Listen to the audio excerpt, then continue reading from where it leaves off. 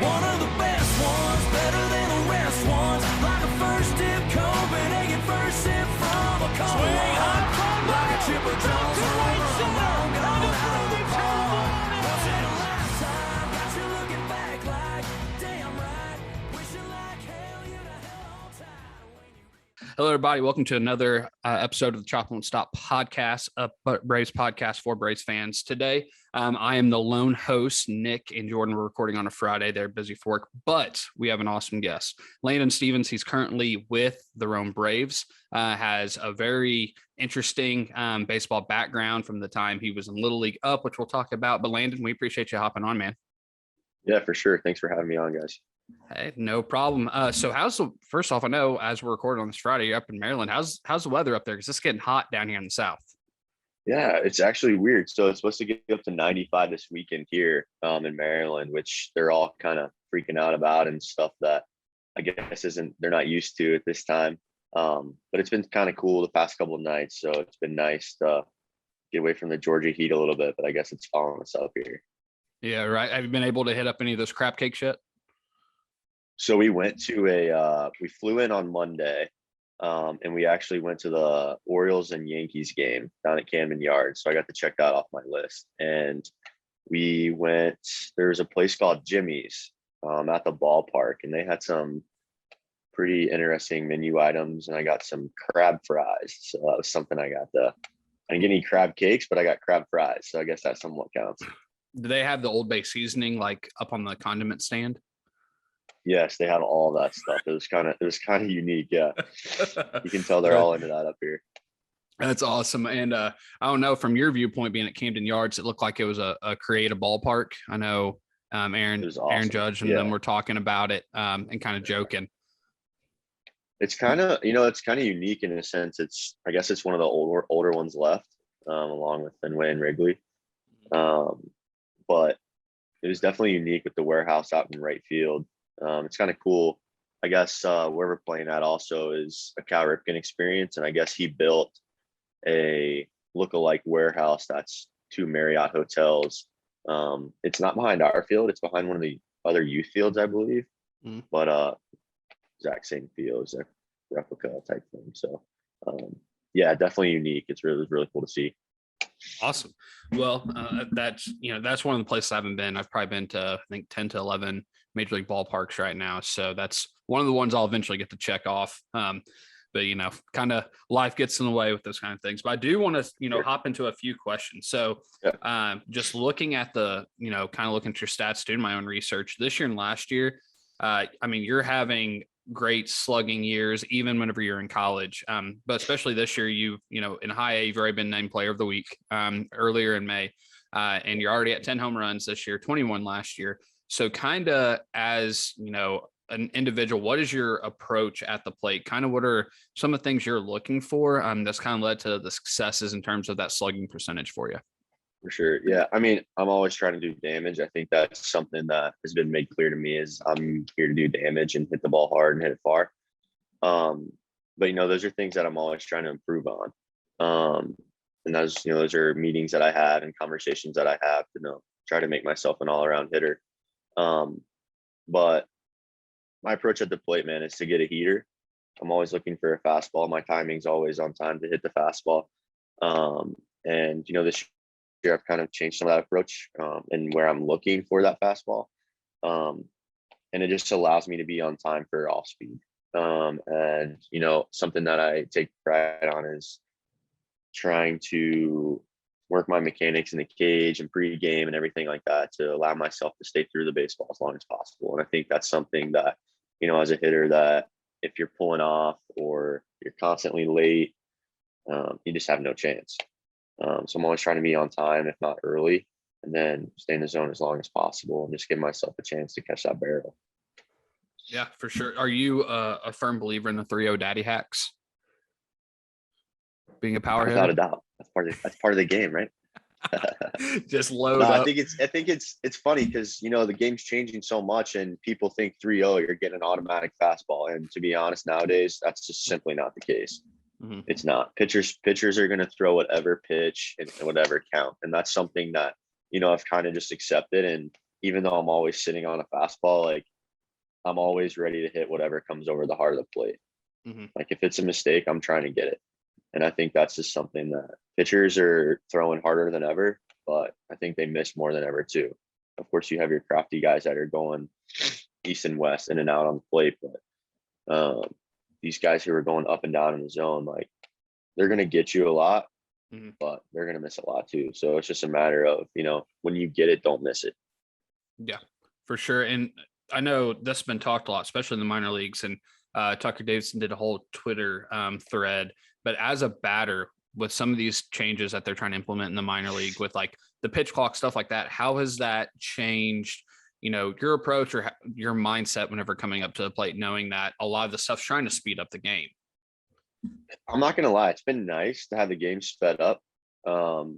Just from the extent of, wear and tear on your body. And honestly, it's funny. Like we went to the big league game on Monday and we were all like, this is taking forever, man. Like, of course we're sitting there and we have to be in the box and before 9 seconds hits. But I will say like some of that stuff is kind of, I still think they have things to tweak and try to improve upon, because some of the things that at least I've seen for myself is like 14 seconds with nobody on base is kind of just really fast, to the extent of like if you swing through a pitch and you walk around the catcher or whatever the case may be, like you have to almost like run to get back into the box. And it's just kind of like, if you're familiar with the Savannah Bananas, it's like, it's almost like that kind of a feel, like hurry up, hurry up, hurry up.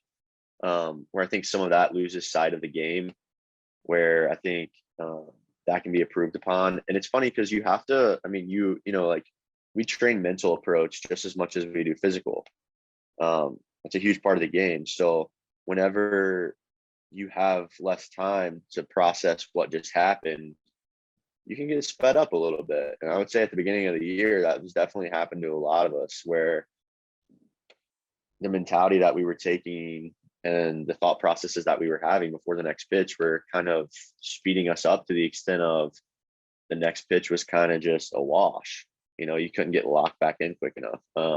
So some of those things I think they'll fix over time. Hopefully, I would say if they implement it in the big leagues, those dudes are going to get that fixed really quick because they're not going to like it. But I think overall it's been good. I like it personally. Well, so speaking of things in the major leagues that people want fixed, a big question mark right now outside of the, the umps being fantastic is the dead balls. Have you felt any difference in the minor league balls? Because I mean, even, we're seeing homers like Aaron Judge, like Stanton, aside from Ronnie falling down and blasting at 450, right, the average home run has decreased dramatically in terms of distance. So have you seen anything like that being a power hitter or even the fill off the bat? That's something that they always kind of talk about. And I'm going to say that our balls are pretty consistent. I want to say the balls, I've heard people say that the balls change when you get to AA, and then I've heard the balls change when you get to AAA. Of course you want to say, yeah. And I think, you can look at a whole section of numbers to say that possibly the balls are a little different this year. The average OPS is way down. Home run distance, if you're saying that's way down. So like, I mean, I just think of all that as a whole. Like if we're going to say the balls are down, then like those are two numbers that would lead me to believe that. And I think it's funny. It's always a game that they're trying to play. I feel like at that level of like, who has the advantage? We're going to take your sticky stuff away. So now we're going to deaden the balls a little bit to give you something back. But I don't know, man. I think for where we're at, I don't think it's really been a difference. It's just a matter of if I can hit it on the barrel or not. That's the hardest thing. That's the only thing I'm concerned about is can I hit on the barrel consistently enough? Yeah, the barreling it up and the hard hit rate. I wasn't able to look at this, but have you ever been told kind of what your average exit velocity is whenever you're able to get a hold of one? I think that'd be interesting. I had a meeting. With one of the higher ups actually a couple weeks ago, and that's something that they brought to my attention. I want to say, I think he said my average exit velocity was like 91 or something like that, which he said was really good. And then like balls in the air, it's a little bit higher. So when I'm hitting in the air, I'm getting the average exit velo up even more, which is a good thing. So that kind of helps with slugging and whatnot. So again, those are things that I'm trying to improve upon, while some of the other things that I'm not so good at, I'm trying to equal those things out to kind of become a whole well-rounded hitter. Yeah, for sure. And one of the things that one of the articles, whenever I just, kind of hopped on, I think it was your more or less your profile on MILB. One of the articles I saw said Rome's Longball Landon. Have you heard of that yet? Has like any of the guys, where did that originate? Where did that originate? Yeah, I get crap for that all the time.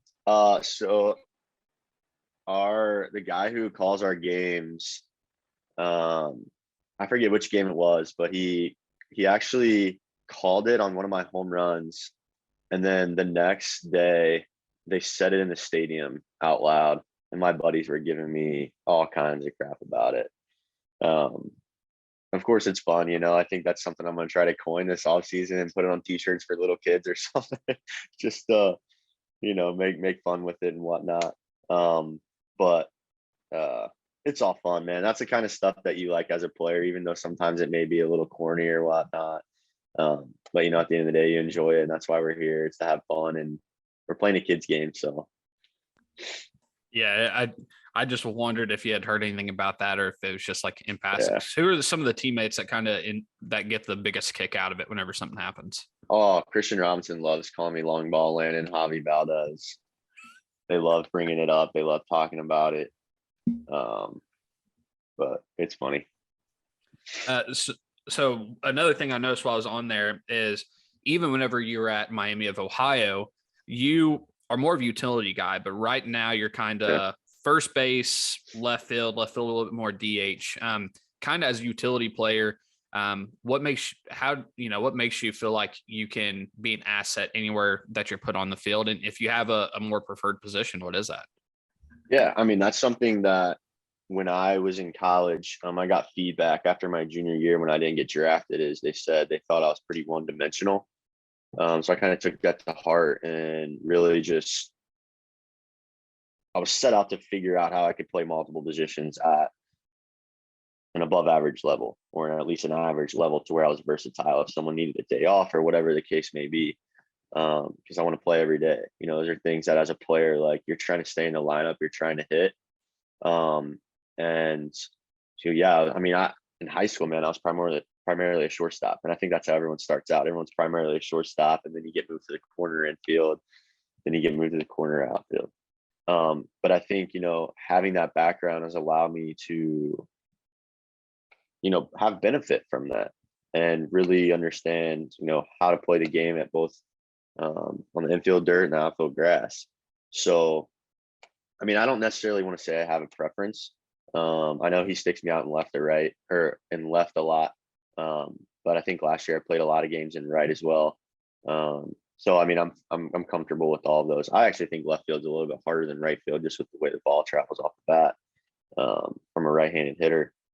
But I think at the end of the day, I'm just looking to stay in the lineup, and that's the most important thing to me. And, spending time on that stuff is another reason. And I think hopefully that, can help me continue to climb, because I can play multiple positions. I'm not just stuck at one spot waiting for the next guy to move or whatever. So, that's something that I take pride in, and practice every day and whatnot. So. And you were talking about your junior, you weren't able to get drafted. And so you go back into your senior year, which I believe was 2020. It was cut short, yeah. Kind of, in your opinion, what was that COVID, senior season like? I know a lot of high schoolers, dealt with it, a lot of college students. What was that from an athlete, D1 athlete standpoint? What were some of the, the stresses of that COVID season? I mean, I think back, man, and it's like, you do all that, you prepare, and of course everyone's playing, and whether it's your senior year or your freshman year, like, you pretty much lost it. Like, it was gone, it was just taken from you. And, for me, it was a deciding factor. It was like, okay, I got my degree, so I was thankful for that. And it was like, I have my degree now. It's like, do I want to go back and continue trying to do this at 22, 23 years old? And, luckily enough, I was able to be signed with the Braves. So I'm fortunate there. But I just remember like it was, of course, literally no one had ever been through something like that necessarily before. So, as a collegiate athlete, you got something stripped away from you that was part of who you were, and you didn't really have that anymore. So I think a lot of people struggle with that, just not even just baseball in general or collegiate athletes. I think everyone across the workforce, they got stuff stolen from them. So, and I think that's kind of where people's identity, hopefully they find something more than who they are as believer, whatever it may be, to have that in their back pocket so that they're not always, relying on something else. But yeah, it was tough. It was tough. Yeah. I mean, and it's kind of, I think a lot of people did take the best out of it, the most out of it. What can I do? A lot of new hobbies were created. That's how Nick and I actually started the podcast. We're like, you know what? We're just bored. Let's talk to people, because Zoom is, just took off. I wish I had stock in Zoom before the pandemic, but no kidding. We'd be rich and be able to have like a studio. But Right. so I obviously that, wasn't much of a highlight of your life, but something that was back in 2010, whenever your hometown, you guys played in the Little League World Series, which is something that is, obviously a small percentage of all Little League kids that get to experience that. Going through all of that from the regionals all the way up to being in the Little League World Series, what was that? What was that experience like? What are some, tidbits that you've taken away from that and you still even implement as, a professional baseball player? I mean, that's when I knew I wanted to be a big leaguer. Going to Williamsport. At 12 years old, to play in front of, I can't remember the exact number that we played in front of, but I want to say it was like 9,000 or 10,000 people, because we played New Jersey, which was really close to Williamsport.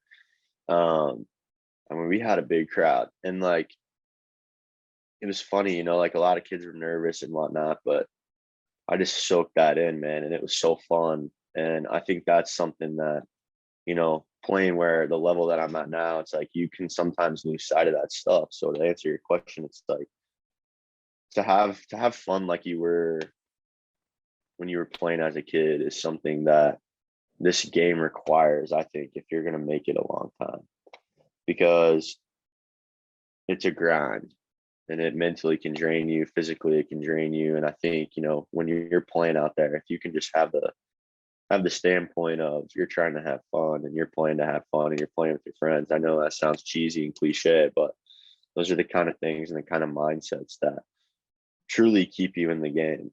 I use Von Grissom as an example. Of course, he's a high-end prospect and going to play in the big leagues for a long time. And being his teammate, it really teaches me a lot, because I'm a guy who takes a lot of stuff serious, because you only get this kind of situation one time. You only get this kind of opportunity one time. And Von's really good about keeping it light and, not taking stuff so serious. And those are the kind of things that as a player, you need to learn from, because if you don't, like, it's going to eat you alive. So, and, when you're a kid, you're not really focused on, oh, I just went 0 for 4. It's like, well, can I go over to my friend's house after the game? Or can I get a soda from the concession stand after the game? And, now it's a little bit different. You kind of switch your mindset on that stuff. So I think trying to have that mindset and, play for fun and whatnot, as cliche as it sounds, really does make it a little bit easier. Yeah. Those Little League after game fountain drinks always hit hard. They were the best. Those were the good times. So for people, because obviously, with this being more of an Atlanta Braves fan podcast, for fun, we have a lot of listeners in Braves country per se. But up in Ohio, there is 2 people in Ohio. There's a hidden treasure, just like how people brag about Texas brisket, but there is their own food group in the Cincinnati area.